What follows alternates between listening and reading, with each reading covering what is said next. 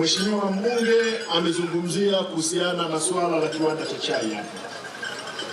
Mheshimiwa Waziri Mkuu, serikali kwa kiwango chake imefanya yote ambayo yako ndani ya uwezo wake, ikiwemo kuweka mazingira rafiki, kushauri, kusaidia na kuonyesha nia ya kumsaidia mwekezaji huyu wa kiwanda cha chai. Kwa bahati mbaya, bado tunaona kwamba kuna kusuasua kwenye kutekeleza maelekezo ya serikali. Pamoja na jitihada za serikali kutafuta mbadala na njia sahihi za kumsaidia, bado kuna changamoto, na hiyo inapelekea wakulima wetu wa chai kukata tamaa.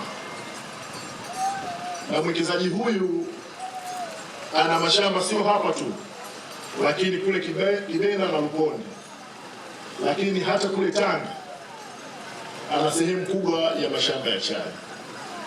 Itoshe kusema, Mheshimiwa Waziri Mkuu, serikali imechukua hatua na sasa kuna maelekezo ambayo tumempa mwekezaji huyu, na sasa tuko kwenye matazamio ya kuangalia utekelezaji wa maelekezo yetu.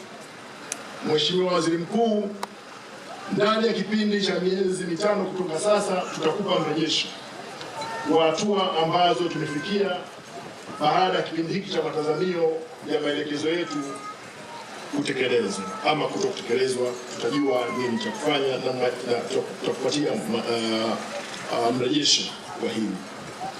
Lakini lingine ambalo Mheshimiwa mbunge amelizungumza ni swala la RDO. Organization hii, Mheshimiwa Waziri Mkuu, imekuwa ni kiungo muhimu sana kwa wajasiriamali. Imekuwa ikitoa elimu ya uwezeshaji, lakini kwa kuwa dira ya maendeleo 2020-2050 inajikita kwenye viwanda vidogo na kuongeza thamani ya mazao yetu, taasisi hii binafsi imekuwa mstari wa mbele katika kusaidia hasa kina mama, vijana na watu wenye ulemavu. Mheshimiwa mbunge ameomba SIDO kuja kutoa ushirikiano kwa taasisi hii, na mimi Mheshimiwa Waziri Mkuu nimeshawasiliana na mkurugenzi mtendaji wa SIDO, lakini pia natoa maelekezo kwa meneja wa SIDO mkoa wa Iringa wiki ijayo kuja hapa kushirikiana na taasisi hii ili kujenga misingi ya kuwawezesha wajasiriamali wetu ili wawe washiriki katika kile ambacho tunakiita utekelezaji wa dira ya maendeleo ya 2020-2050.